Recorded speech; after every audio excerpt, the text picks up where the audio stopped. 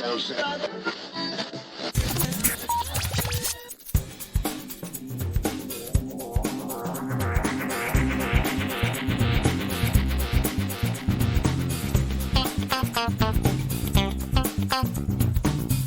and welcome to episode 332 of Geektown Radio. I am back this week with...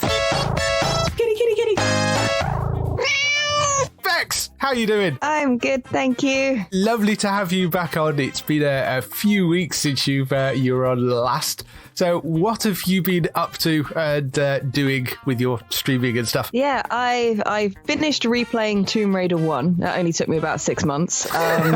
But I did insist on finding out what every single ledge we could jump to was, finding every single secret, and finding every single glitch seemed to be my other hobby. The bit where I jumped onto a solid piece of rock and accidentally caught on fire was quite good. Nice. And I managed to be double murder killed by a boss after I fell off a ledge, fell to my doom down about 50 stories worth of height into some lava, yet somehow also was caught by the boss by the foot and then smashed into the floor while still on fire, while the sound effects all fired for both potential deaths. And I thought that was the universe telling me something. I haven't figured out what yet.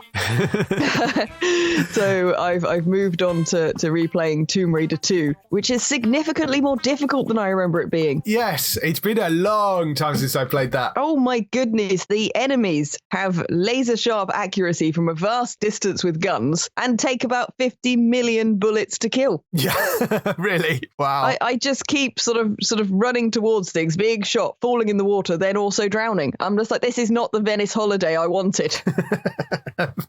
Funny. Oh, yeah. I can't remember when I actually played that game. It's been a very, very long time. So, I mean, yes. The problem I always have with the Tomb Raider games was trying to go back, because I did try playing it more recently on a sort of modern computer, and just the controls killed me. So...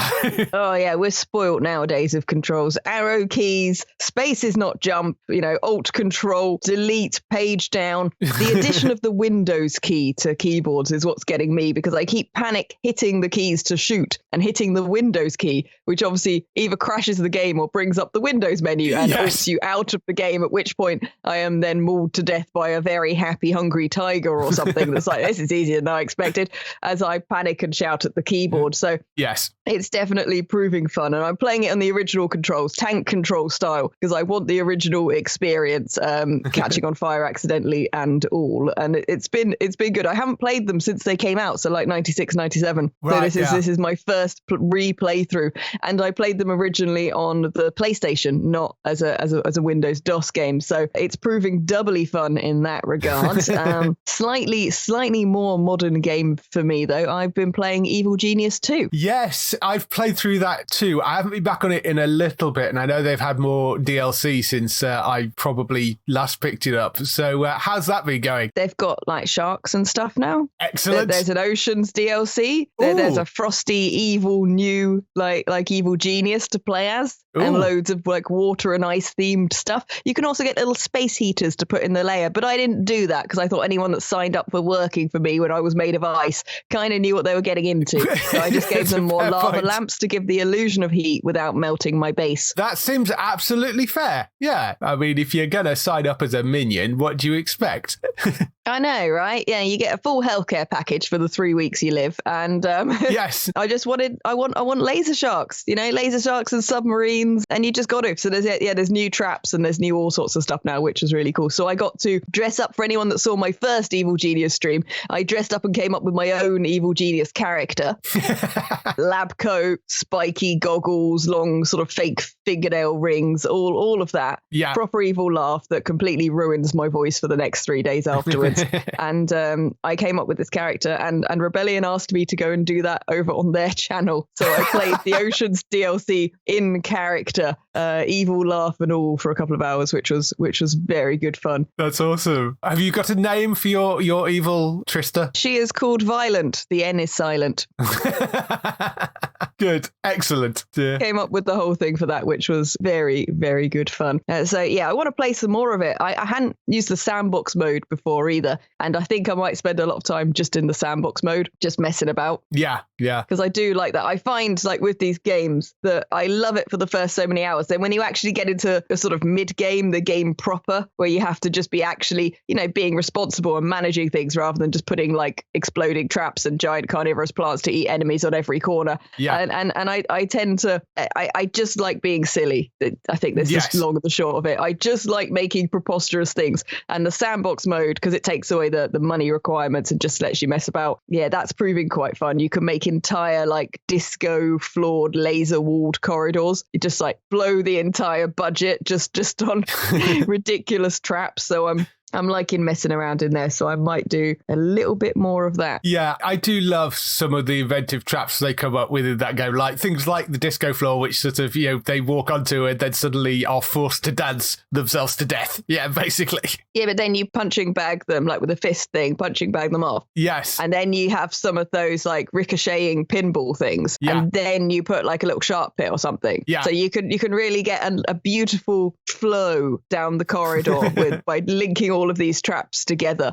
And that's basically, it's like when I used to play theme park. Right? Because I used to play theme park and all I did was build these preposterous rides where the roller coasters didn't have a proper end and they sort of yeeted you off the end and landed you on a bouncy castle if you were lucky. Awesome. I mean, this is why I'm not allowed to be in charge of any theme parks, hospitals, evil layers or anything else, quite frankly. Yes, I love the humor in that game. It's so well thought through. Just the different versions of the traps and stuff and being able to set up the corridors to kind of kill the agents. And it's such a fun game and so inventive. I really, really like Evil Genius. I love the original, but that is sort of showing its age at this point. So the second one, I think, has been a wonderful, wonderful update. Yeah, people have been telling me to play it since the original. I think they just took one look at me and went, do you know what you need? An evil layer. And I thought, yes, I do. You know me well. Absolutely, yes.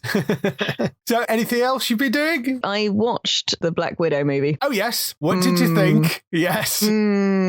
Well, I think my best review is just meh.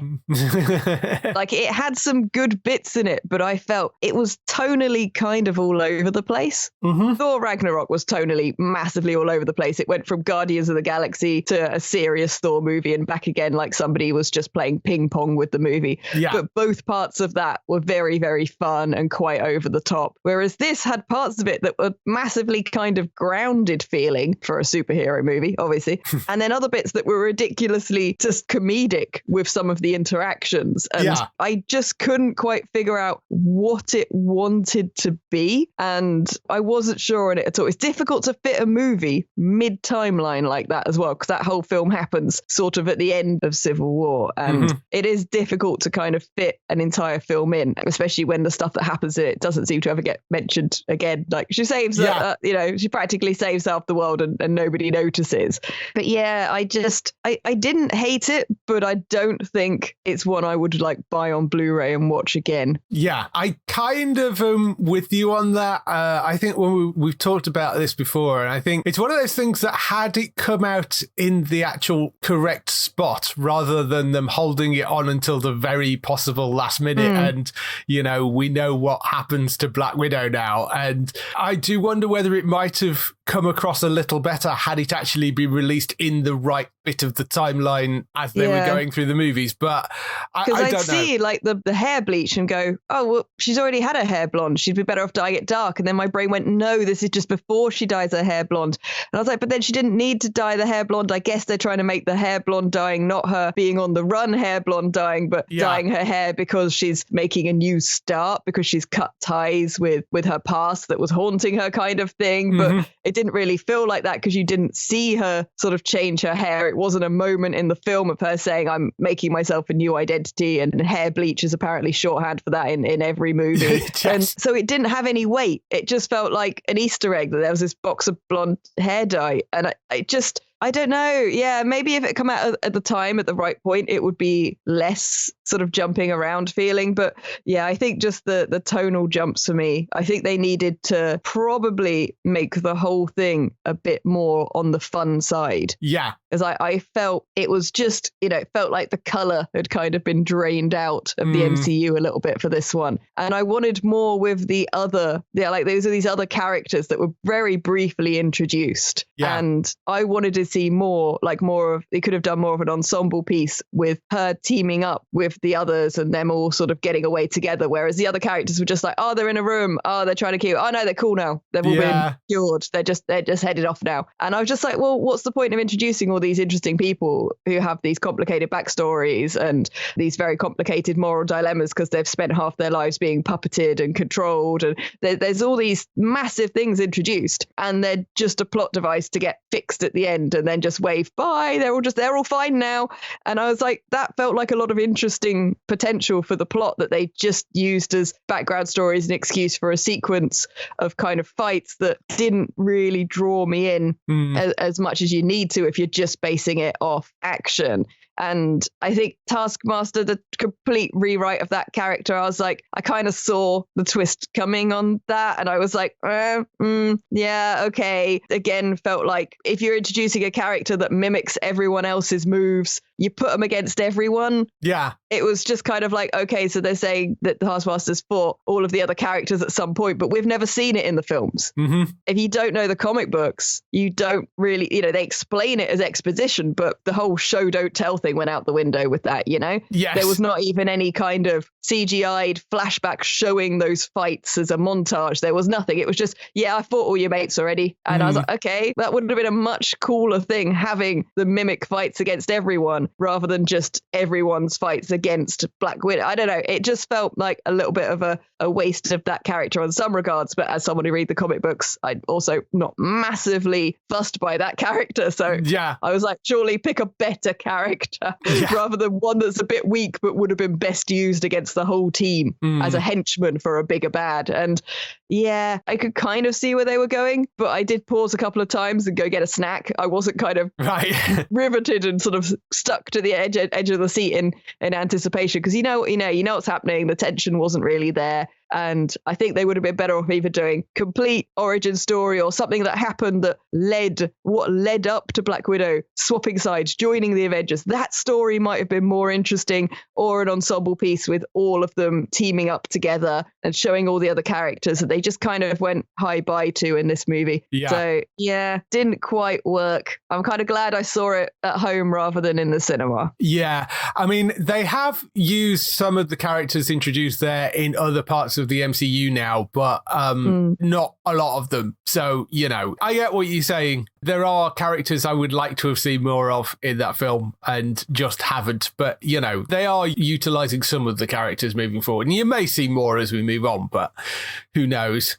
So, anything else? I've been doing a bunch of charity fundraising stuff recently. Of course. Yes. So that's why I may sound a little bit kind of harsh of voice, force of voice, whatever those. I don't even know what the word is.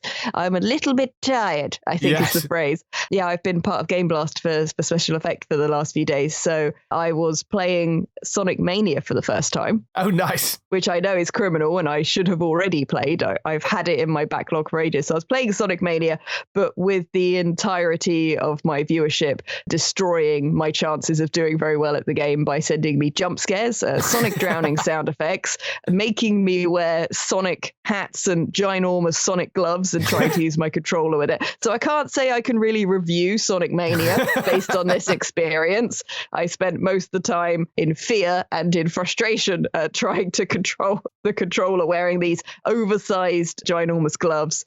But it looked like a really good game. It sounded like a really good game. What I could see and hear was amazing. Interaction-wise, on par with Alien Isolation at the moment with the number of jump scares, but I don't think that's a typical experience. No, I think not. But, you're raising money, which is the important thing. So And you've raised a reasonable amount this time around, so that's good. Yeah, we raised 1,690. Good. And I was part of Team Sega, and they're well over 20k in total for the whole team. And I think Special Effects is over 250,000, if not more, now for the weekend, which is absolutely phenomenal. If anyone doesn't know Special Effect, they make custom bespoke controllers for people with disabilities who can't use, keyboard, mouse and regular controllers. They make adaptive and bespoke controllers, eye tracking controllers, whatever people need, so that they can play games and use their computers and be part of the community. They're absolutely incredible. Yeah, it's amazing work they do, and just awesome that you're managing to raise money for them, which is brilliant. So that's fantastic. So in terms of stuff I've been doing, there have been a few shows that have come back and started and things ending and stuff. One of the new shows that I picked up this week was Vikings Valhalla, which is the continuation of Michael Hirst's Viking series-ish. I mean, I say continuation, it's set like 100 years in the future from the original show. So there's none of the same characters, but it's in the same world, and it's sort of descendants of the people from the original show, basically, but it's continuing in that sort of history. It's kind of running up to the Norman conquest, essentially, in England. So it starts off with the Vikings having been settled through the Danelaw in England, and there's a traitorous turn that goes on there, and really becomes this whole thing of there's a lot of stuff which was sort of introduced more towards the end of the original Vikings, of this conflict between the Viking gods and the Christian god, basically. So because you're 100 years on, some of the Vikings have now become Christian. There's obviously also people sticking to the old ways. So there's that conflict is far more prevalent now as well. It opens by throwing an awful lot of characters at you. I mean, it's like, here's this person and he's called Olaf, and there's this person called Harold, and there's another Harold, and there's like, this is the son of somebody. And so it opens just throwing this whole bunch of characters at you, which is a bit overwhelming when you first start watching it. It does settle, and after the first couple of episodes, people start to sort of bubble up to the top, and you kind of get to see who the main leads and who are going to be the kind of main characters moving forward. But it also does have a sort of, and here's this person, and they're dead. There's quite a lot of that going on. There's a number of characters that just get sort of introduced of like, this big important person dead, So there's a certain amount of that going on. Overall, it is very much done in the same style of the original Viking series. It feels very much like it is part of that world. It's not actually Michael Hirst directly doing this. It's a guy called Jeb Stewart, who I actually looked up. He was the guy that wrote Die Hard. Jeb Stewart was, apparently. Okay. He wrote Die Hard. He wrote The Fugitive, another 48 Hours. So he wrote an awful lot of quite big movies. And then he has this one TV credit where he is writer, creator and producer on it, and showrunner. So yes, kind of interesting. I don't know what he was doing in the intervening years, because it's like, late 80s, 90s movies and then suddenly this. But he's done a decent job of kind of continuing on that style. Michael Hirst is still involved as an exec producer on the show, and the casting's really good. It does just feel very much like something that is set in that world and is continuing to tell this sort of interesting, different part of the Viking history. If you like the original, I think you'll probably like this. It's on Netflix now. There's 8 episodes in the first season, and the episode lengths are quite varied as far as I can tell. They're sort of, for anything from like 45 minutes to an hour, depending on how long they want for the episode. They've done a decent job with that. I'm about halfway through right now, but I am really quite enjoying it. It's definitely worth going to look at if you like the original. One of the things that finished this week, Trigger Point, which is the ITV drama about the explosive team and this sort of thriller of somebody setting off bombs in London, and you're following the team that are trying to stop them doing that, basically. I thought the finale, I'm not going to sort of spoil the finale for anybody, but I mean, it does have a twist at the end. I thought it was good. I enjoyed it. I thought the twist was maybe felt a little bit obvious and possibly a little bit forced. It's not quite got the subtlety that you might want in a drama like that. I don't think it was quite as clever as maybe it needed to be. But overall, solid enough as a drama. It's not quite Line of Duty, even though it does have some people involved in Line of Duty on the show. But it's not quite there. But it is a solid enough drama. And they did announce at the end of it that it is going to come back for a second season as well. So another show where they're not afraid of like just killing people off randomly. Sort of, here's a character dead. There's quite a lot of that going on. Nobody is sacred. Yes, exactly. Speaking of which, of course, of shows which are very much in that vein, Walking Dead came back as well. I don't really need to go into a huge amount of reviewing of Walking Dead because we do, of course, do an entire podcast with Entertainment Talk on The Walking Dead. So you can go and, if you're into that show, go and listen to the Entertainment Talk Walking Dead UK podcast. But opening episode of it's the part 2 of the 3-part final season. They open the episode wrapping up the story which we've been dealing with from the first bit of the season. They're now going into more of the Commonwealth stuff, which is kind of going back to where the books were, because literally the first half of last season had absolutely nothing to do with any of the comic book stuff, pretty much. It was entirely made for the show, but they're now more back on the comic book track. So I think that could be interesting at it, and it has a very interesting endpoint, that episode as well. So that's been really good. Peaky Blinders returned as well for its 6th season. Phenomenal as ever. I was very interested to see how they were going to deal with Helen McCrory, because obviously she tragically passed away from cancer, last year or the year before. Her character was still alive on the show, so I was sort of interested to see how they were going to handle that. And I think they did a very good job in how they removed that character from the show. I thought they did it very well, and they dedicated the episode to her, as you would expect as well, for that. That's back. It's the final season of it, so it'll be interesting to see where they end that. And Resident Alien returned as well, which is, again, pretty much a continuation from the first season, picks up where the first season left off, which was Harry, the alien, leaving Earth, only to discover that there was a child stowed away on his ship, and he had to sort of, whether he was kind of going to go back and take the child back or not, which of course he does, because otherwise you wouldn't have a show. So that's been great as well. I don't know whether you've managed to catch I haven't seen any of it. No. Yeah. It was on the list of things you recommended me, but I didn't get around to it. I've just been kind of watching mostly stuff that I can kind of watch in the background at the moment. I finally finished season 2 of The Witcher. Yeah, so right. only like 500 years behind everybody else. Yes. Yeah. So yeah, I was trying to finish the things I'd started watching. I still haven't caught up on The Expanse, which is just embarrassing at this point. Yes. I think I just finished season 3. I think I'm a couple of episodes into season 4. I'm still playing catch up with the amount of stuff that's on backlog. I'm trying to think if I watched anything else. I did, however, watch the second Kingsman movie. Oh, yes. I saw that. I was so behind on those. In a somewhat comedy turn of events, it turns out my mum is a big fan of Kingsman. Really? And which I didn't know. No. Yeah, and I found that out over the winter holiday, and it was on the telly, the first one, and I said, Kingsman, and Mum went, oh, I love that film. I was like, what? Like, yeah. I've seen the other ones at the cinema. I'm going to see the next one when it comes out. I was like, wait, what? Really?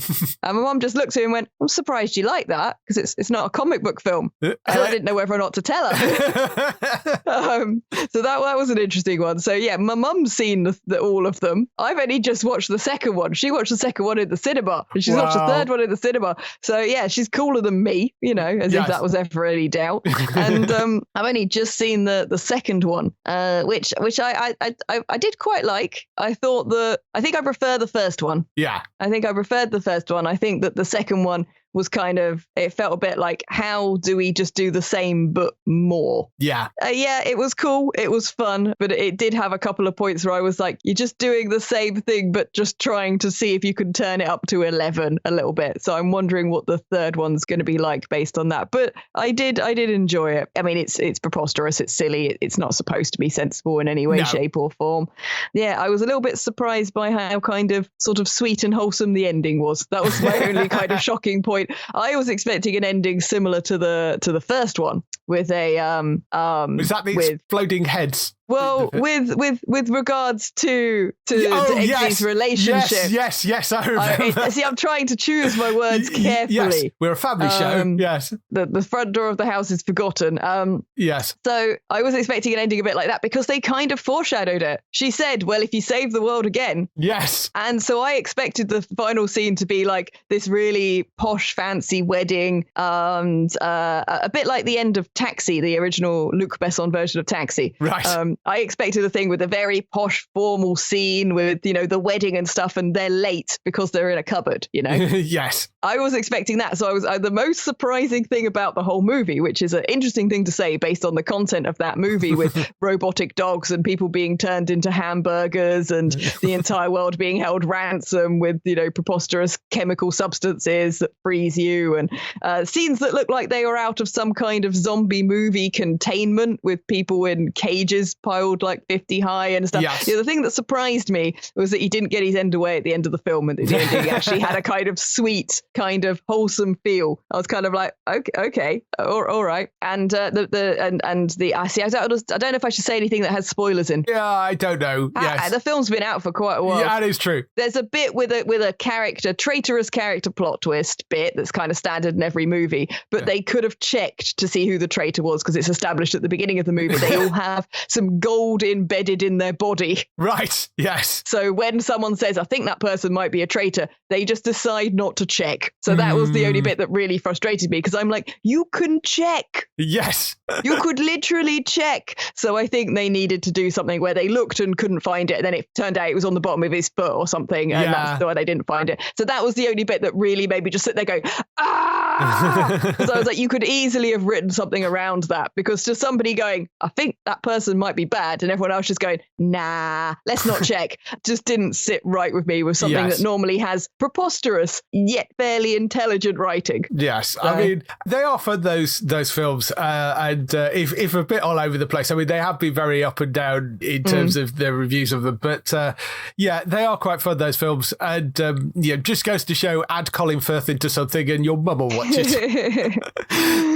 Pretty much. And also my mum just has a very dark sense of humor. Like I know I get it from somewhere, but it's just still quite worrying when it's your mum who's sitting there when she's knitting, like literally she's knitting like little like baby clothes to donate to charity. Right. Yes. And she does that. She knits because it's something that's helped her through the pandemic. So she sits there and she's knitting these little baby clothes to donate to give to new mothers and things that don't have anything, because she's just a wonderful human being, Yeah. And then also she's going, Kingsman, I love that, especially the bit where their heads explode and you're like, oh dear, I now see where I get this and where all the blame should lie. Yes, very much so. On that note, I think we should probably move on to some TV and film news. Quickly, and running in that direction. Back away from the co-host. Here's some TV and film news. So we kick off the TV and film news with the Renaults cancellations and pickups. Only one notable cancellation this week, and even then I wouldn't actually say it was really cancelled. It was sort of announced as cancelled, but it kind of wasn't. Another Life, which was the sci-fi series that starred Katie Sackhoff on Netflix, which Katie Sackhoff took to Twitter to say that it wouldn't be coming back for a third season. But in all honesty, if you watched the first two seasons of that, the second season really rather round things off pretty much definitively. So if it had come back for a third season, it would have gone in a drastically different direction. I mean, the show basically was about humanity's first interstellar mission to the origin planet after this mysterious alien artifact sort of lands on Earth, and her husband is on Earth looking at and trying to work out what the artifact is. Well, she is going to try and make this sort of first contact mission or find out whether the aliens are friendly or not. And that's the sort of premise and the arc, really, of those first 2 seasons. And that is very much resolved at the end of the second season. So had they come back for a third season, it would have been a very, very different show anyway. I mean, I enjoyed it quite a lot. It feels very much like one of those Canadian sci-fis. I mean, it isn't, but you know the sort of thing I mean when I say kind of Canadian sci-fi. You know that type of show. It feels very much in that sort of vein.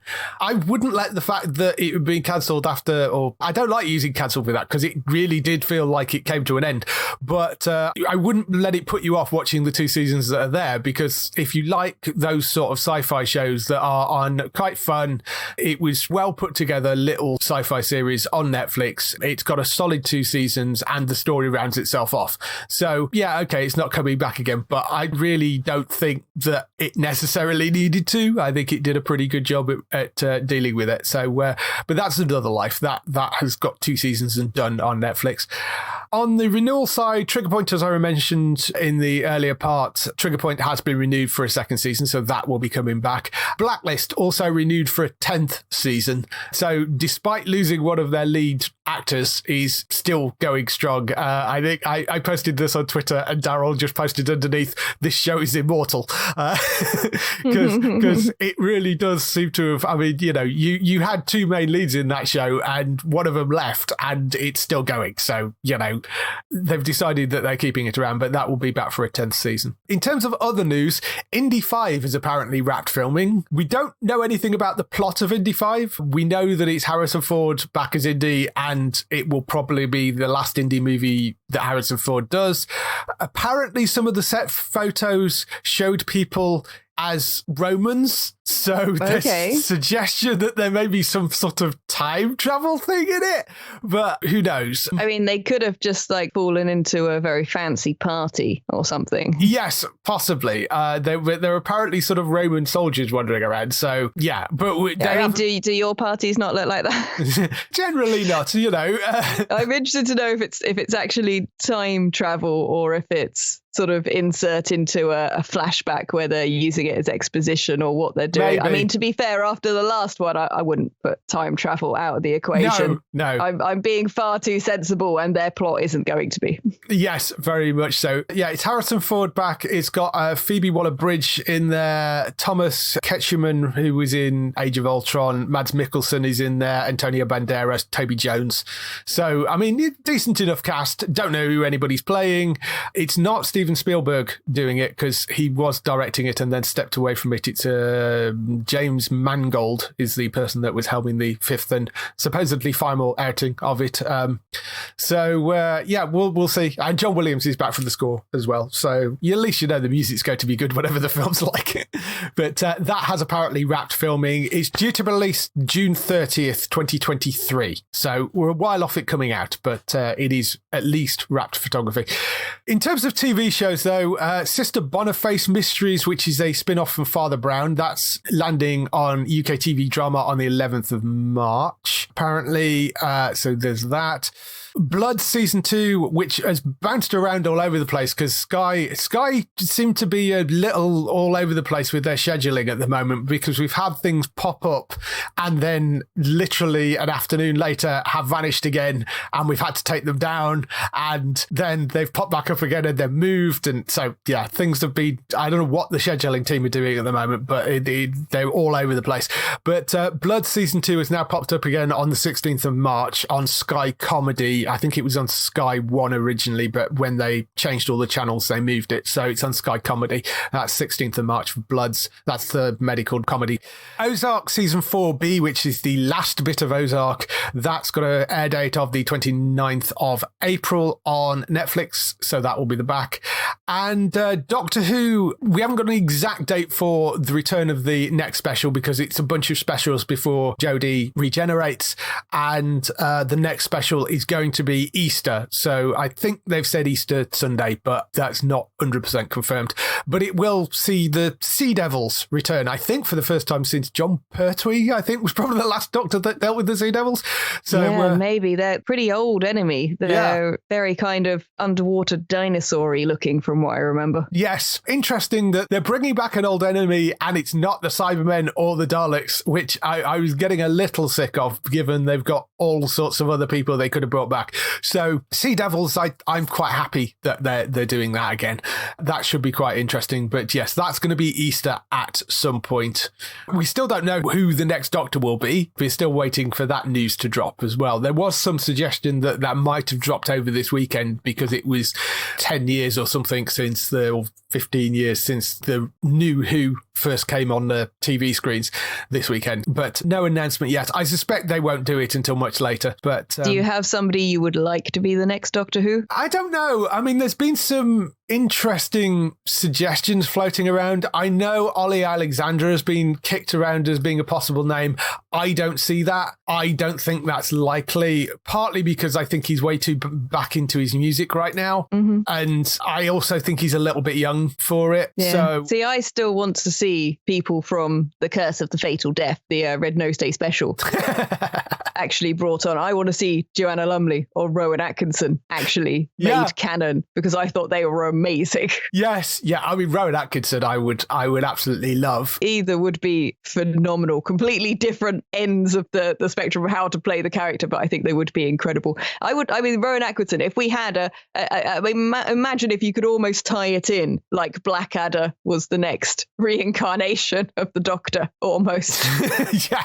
Like a sort of a slightly nicer version of Blackadder, but the sarcasm, the wit, the every now and again, the companion messing something up and the oh god kind of reaction. Yeah. Like, I think that would be phenomenal, and I think that they're missing out by not just looking at things like that and sort of at least approaching those actors. Yes. It would be amazing. I want a super sarcastic Doctor. Yeah. We've had so many really nice quirky ones. I want one that's just pure British sarcasm. I could deal with that. Yes, definitely. That would be awesome. One of the names which has been floating around is Russell Tovey, who is brilliant, and I think he would be quite interesting. He's right sort of age for it, and he's a great actor, and he's worked with Russell T Davies before, so that I could stand to see. But, there's so many possible choices. I have great faith in Russell T Davies that he will pick somebody awesome, because he generally has done a great job in the past for it. So, if you're listening to this, Russell T Davies, Blackadder Doctor. We've had the Donna Doctor. We need the Blackadder Doctor. Yes. Make it happen. Yes, I think that would be brilliant. Speaking of things you'd like to see as a TV show, I did have one question, because there is a lot of video games being made into TV shows right now. I mean, the list is ridiculous, and these are only some of them, but you've got Fallout coming to Amazon, we've got the Halo TV show coming to Paramount Plus, Last of Us, The Witcher, which I know technically is based on the books, but he's sort of also based on the video games as well, so there's that. Yeah. There's a Resident Evil animated and live action thing, I think, coming to Netflix. In the animation front, Cyberpunk has got an animated series. You've had Arcane League of Legends, which have got great reviews. Castlevania, the Cuphead, of course, right recently. So is there anything in terms of games that you'd be really interested to see made into a TV show? I'm amazed no one's tried to do something with Golden Axe. And I know that's probably quite a random curveball to throw out there, but we've had a lot of stuff that's, dragons and sword and sorcery and magic's kind of becoming a big thing again. It's since the Lord of the Rings movies, it's become a staple of TV and it's gone much more mainstream. And, you could have your ragtag crew of your 3 different heights of hero, as they are, color-coded as they are, on an epic journey to try to free the land from Death Adder, who'd probably have to wear slightly more clothes and laugh slightly less. But nevertheless, I think that it's quite surprising that no one's picked something up like Golden Axe, because it's such a strong franchise. I mean, it hasn't got a huge amount in depth of the story, but I've never seen that stop anyone before. That is true, yes. And you could add a lot to that backstory, and you could expand on it as well. So I keep thinking like things like that, because we've seen such a resurgence in things to do with retro games getting getting new leases of life in game formats, things like Streets of Rage 4, and a lot of things like that are kind of like doing really well at the moment. So yeah, I'm surprised no one's looked at the back catalogue of kind of adventure fantasy style games and picked up on that. I'm amazed no one's made another series based on things like board game style rather than computer game, but Dungeons and Dragons, as in role playing games. Well, I mean, there is the cartoon series hasn't had a reboot. I'm amazed. Dungeons and Dragons is one that there's been talk of them doing films. I mean, there were some awful, terrible movies that have been made in the past. I think don't speak of those. Yes, there is supposedly a series adaptation underway for Dungeons and Dragons. They were talking of doing something for it, I think, because it's all there. There's literally character sheets, statistics, diagrams, drawings, the entire history. It's like things like 40K. There's basically everything you need as a screenwriter to put a series together exists to make some very expansive worlds. And I'm amazed we haven't had TV series based on these kind of tabletop games, which is totally not what you asked. You were asking about computer games, but I've just ignored the brief slightly and gone off on a tangent. Who would have thought? Yes. But yeah, these things, like you have it, a lot of RPGs as well. RPGs have entire art books, character sheets, things like this. We had a couple of Final Fantasy sort of movies and cartoon anime series and things, but I'm amazed that no one's kind of picked up on a world like that, because there's so many other stories you can tell in the Final Fantasy world, because it's this beautiful, phenomenal, the creature design, the world design. You could make other stories in those worlds. So I'm kind of amazed that people haven't picked up on those kind of getting RPGs, either tabletop based or computer game based, to make into TV series. Yeah, the Dungeons and Dragons series, and I mean that's the most obvious one, and it does sort of transcends the sort of board gamey type thing, because I mean there have been video games and stuff based around that. Derek Kolstad, who was writer for the John Wick franchise, was developing a series pitch for it, but last thing I heard about that was like January last year, and it's sort of been quiet ever since. So whether that's still alive or not, I don't know. But I mean, in terms of the RPG stuff, the Amazon is rumored to be looking at a Mass Effect TV series. Oh, that would work. Which, again, has the background to it as well. Yeah, Mass Effect is an excellent choice, and we are well placed at the moment with the success of things, including things like the Expanse and Altered Carbon and other series like that. So we're very well placed for something like Mass Effect to do well. Yeah, and I know Paramount have got Halo, and that does have a sort of history to it, but I just think the detail in the storytelling of the Mass Effect franchise is much deeper than something like Halo. So Halo is focused on wartime kind of narratives. Yeah. So it pushes the narrative in a particular direction, whereas the world of Mass Effect, you can step sort of slightly adjacent to some of the main cast, or you can look at the world as a whole, and you can make any kind of story you want to make in that world, because the main protagonists are far more versatile in what they could be doing. Yeah. So rumored to be looking at it. I don't think it's not been like greenlit or anything. The ones I mentioned at the start are ones that we know are definitely coming or have landed, but that is sort of rumored to be in development at Amazon. Dragon Age as well. I think if you're going to look at the sort of sword and sorcery stuff, Felicia Day did do a sort of web series, like a 6-episode web series called Dragon Age Redemption, which was sort of based in the Dragon Age world. But I think, an actual full TV series based around Dragon Age, again, because it has all the world building stuff in there already. I mean, that would make quite a lot of sense to do something around that. And the other big obvious one is a completely different sort of genre, but I mean, Western, if you were going to do a Western, you could easily pull up the Red Dead Redemption stuff, because there's a huge amount of backstory in that as well. I mean, you could pretty much just make that as a machinima. The graphics are so beautiful in Red Dead Redemption. You could pretty much just film it in game and just do some jiggery pokery to do some facial manipulation for the characters. Yeah, I think you could do that fairly cheap. Yes, you probably probably could do. I would still love Disney to actually get out of the current setup where they're obsessed with doing shows that are based in the current timeline and actually do a Knights of the Old Republic TV series. I think a lot of people would be happy if they did that. Yeah, I know there's talk of them doing movies and things, but I mean, they're doing the High Republic comic books, which, is a slightly different timeline again. But I think if you were going to do something for a TV series, it would make sense to even if you did it as a sort of one-off miniseries that just told the story of the sort of first game.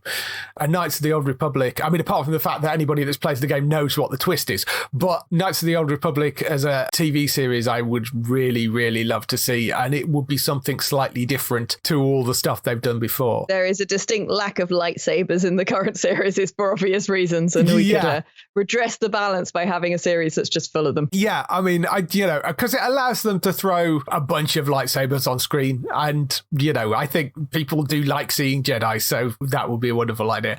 Monkey Island is another one which I would love to see as a sort of half-hour comedy thing. I think that would be brilliant. Yeah, I think there's a few point-and-click adventures that you could look at and say, actually, that would make a pretty good comedy series. I mean, if throw Monkey Island in there, I'd throw Day of the Tentacle in there as well. Well, yes, that is true. Make a cartoon series out of that. I think that could be quite amusing. Yeah, I mean, I would love to see a live-action Monkey Island series, because I think that could be brilliant as a sort of live-action comedy pirate thing. I know we've got Our Flag Means Death coming out on HBO Max, which is Taika Waititi's pirate series with Blackbeard and stuff, but I think Monkey Island would be a really fun license to be able to pull. One other game that popped into my head was We Happy Few. I thought might make a quite interesting one, which I know you played as well. It's an amazing dark world, and there's a couple of films. I've forgotten the name of the film. This is now going to drive me mad until the next time on the podcast when I'm just going to yell it randomly. But there is a film that was made in sort of the late 70s, early 80s, I think, and it's got some stuff in it that's incredibly similar to We Happy Few. And it was a pretty cool film. I've forgotten the name completely, which doesn't help our listeners whatsoever. So I kind of like am pushing in the direction of We Happy Few might make a good movie. Yes. Rather than or a limited series. Yes. Like a 3 or 4 part or a film, I think, for that. I love the ideas. I love the kind of dark world building that they do there, but I'm not sure you could run that into a long running series. I think it would need to be something quite contained. Yes. Yeah. A mini series. Yeah, maybe for that. I think it would be awesome though. Yeah, that would be a really interesting one to do. And it is a brilliant game. So there's a lot of stuff out there. There's a lot of stuff coming. I'm very intrigued to see what else they sort of, the fact that they're actually mining video games for things. And in some cases, they are just mining them for the name and they're changing them quite dramatically. But I mean, The Last of Us looks like it's been fairly faithful. The Halo series, I know they've changed some things, but that I think looks like they've done a decent job, and it's already been renewed for a second season. I'm very excited to see the Fallout series come. So I think there's a lot of things that can be done. I'm going to throw into there as well, because we were talking about them earlier on, right? What about some series based on things like Theme Park and Theme Hospital, about incompetent people in comedy worlds trying to run businesses, or you're just trying to run a hospital? It's a one-up from Scrubs, isn't it? It's take all the realism out and just have people with ridiculous comedy ailments and comedy machines going wrong and things like that. A live action 2 Point Hospital would be really interesting, because that has the sort of bizarreness of the kind of evil genius, weird contraptions and these strange diseases. It does.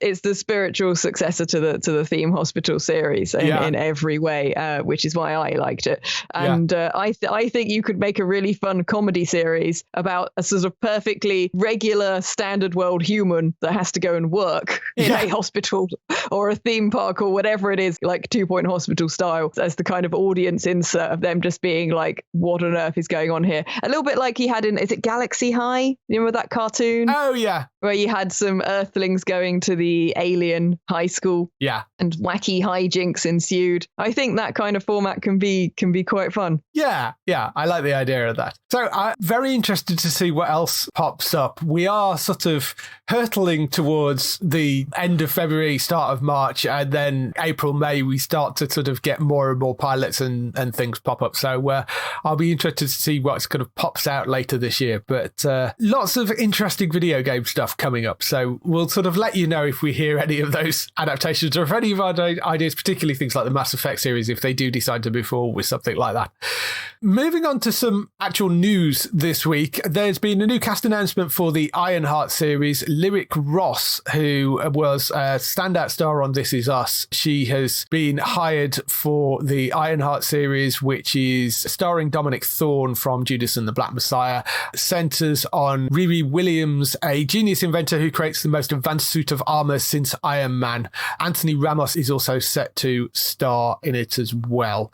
Lyric Ross is thought to be playing Williams' best friend in the series. I don't know the Ironheart books particularly. I don't know whether there are any ones that you've actually read. I haven't read them, but if I remember rightly, they came out to quite mixed reviews. Right. But I don't know where they've gone since then. Right. So that's all I can kind of remember at the moment. But I mean, you know, I'm always a fan of more Iron Man suits. Why not? Yeah. They're good fun. Yeah. It'd be interesting to see how that sort of lines up against Iron Man. And we said before, they seem to be heading towards the potential for doing a sort of Young Avengers lineup, whether that actually happens or not. But you've got a sort of version of Iron Man here. You've got other Hawkeye in there as well, with Haley from the Hawkeye TV series. So I think they're sort of building to a point where they could potentially do a Young Avengers, either TV series or movie, I think. I think that would be cool. Yeah, and you've got Miss Marvel as well, of course, coming out. So I think it might be nice to do something like that and to bring those younger characters in. I mean, look at, you know, we had series for DC like Young Justice, and those were amazing, to the point where that cartoon series had massive petitions to bring it back for its finale. Yeah.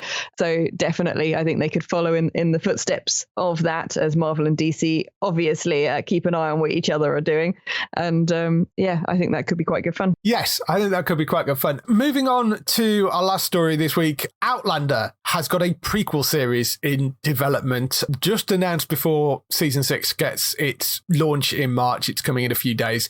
The potential new series comes from the current series showrunner Matthew B. Roberts, who would return as showrunner and EP. Ronald D. Moore would also be returning as exec producer with Marley Davis as well, and they will be running it, and it will be Tallship Productions and Sony Pictures Television behind it. So it's basically exactly the same team that would be doing the prequel. They haven't said what the series will follow, but the book author did recently announce she was working on a prequel novel, and it seems rather likely that she's working on a prequel novel. Given the main series follows the books, then this will also follow the books.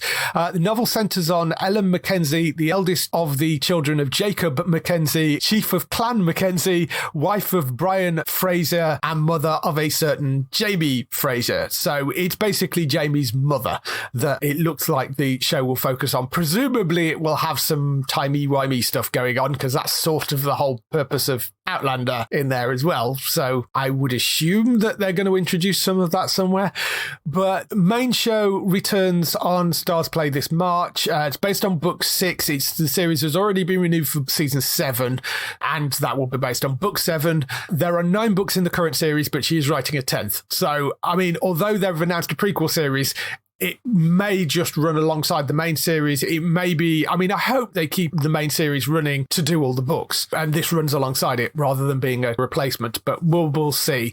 Did you watch any of Outlander? I know it's not got spaceships in it, but it is a sort of sci-fi thing. I haven't seen any of Outlander because it doesn't have spaceships in. I mean, it's got time travel in it, though. I mean, okay, it's not spaceship time travel. They do it by, like, touching these. It's on the potential list of long things that I do not have time to watch at the moment. Would you recommend I watch it? It is a good, solid series. Yeah, it's very, very well written. It's well cast. It's got a good amount of humour as well as sort of Scottish bravado and a little gory in places, but not overly. But yeah, overall, definitely worth a watch. It's very, very well written and put together. And it's Ronald D. Moore. You need to support Ronald D. Moore, you know. There you go. I am sold. So yeah, at the moment, the prequel series is in development at Stars. So if it moves forward, it will be Stars Play in the UK and Stars in the USA. But we'll have to wait and see whether that actually comes to fruition or not. That's all the news we've got for this week. Just some time for some highlights for next week on TV. So highlights for next week on TV. We have The Problem with Jon Stewart returning. I put for season 2, but I'm not sure whether they're doing it as seasons, but it is back. It's Jon Stewart doing his topical TV stuff again, where he picks sort of one topic and focuses on that per show. It is actually going to go out weekly rather than sort of an ad hoc when he feels like it, which is what he did for the first 4 or 5 episodes. 3rd of March, that is landing on Apple TV. So if you're a fan of Jon Stewart, you'll find that there.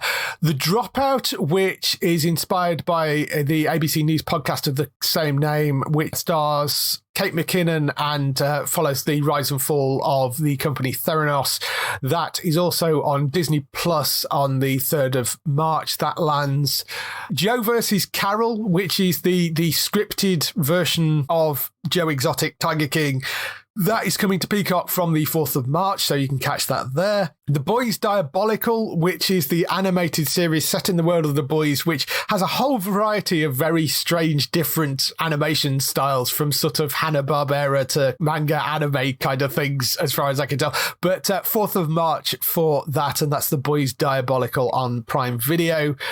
Star Trek Picard, that returns for its 2nd season. That's on the 4th of March as well. And that is on Prime, not being held back for Paramount Plus to launch. That is going on Prime and staying on Prime for the moment. And that's on the 4th of March. Central Park Season 2B, that's returning to Apple TV on the 4th of March as well. Outlander, as I mentioned earlier, back in March. That's coming to Stars Play. So it's not on the main Amazon. It's on Stars Play instead. That's on the 6th of March. Shining Veil, also coming to Stars Play, which is a horror comedy that stars Courtney Cox and Greg Kinnear. Looks quite funny that there's been trailers floating around for that, but that's on the 6th of March. The Great North returns for season 2. That's on the 7th of March. That's the animated series from the creators of Bob Burgers. That's on Disney Plus. And The Witchfinder, which is a new comedy. It's a half-hour comedy series. It's coming to BBC Two on the 8th of March at 10 p.m. It follows a witchfinder and his suspect on a road-free road trip through England, gripped by civil war, famine and plague. It looks like it's going to be very, very funny. It's a really fun-looking series. Stars Tim Key and Daisy May Cooper in the lead roles. And it's basically this sort of witchfinder that has this really, really irritating so-called witch that he's having to transport and has been stuck on this road trip with. That looks like it's going to be really good. That's on BBC Two on the 8th of March at 10 p.m. for that. So lots of interesting stuff around. I'm sure The Boys Diabolical will be something you go and look up. Yeah, The Boys and the next season of Star Trek Picard are definitely on my list. Yes, definitely worth watching. I'll be interested to see what they do with Picard, particularly as Q is returning in that season as well. Well, we've got to watch it for that, if nothing else, and they know it. Yes. So in the meantime, if they want to find you, where can they find you? I stream full-time on Twitch as TristaBytes, spelled BYTES, because I thought I was being funny and forgot podcasts exist where I'd have to spell it every single time. And I stream a bunch of indie and retro games, also some Tomb Failure, as I like to call it, to set your expectations correctly for the original Tomb Raider games. And we talk about a bunch of 80s and 90s nostalgia and general geek nonsense over there. I've also got a YouTube channel under TristaBytes, which has got interviews of indie game and indie comic book creators. And I'm on all the social medias as TristaBytes as well. Easy to spot. I'm a muppet with purple hair. Yes, you are. So you can go and find Bex over there on twitch.tv/TristaBytes with Y.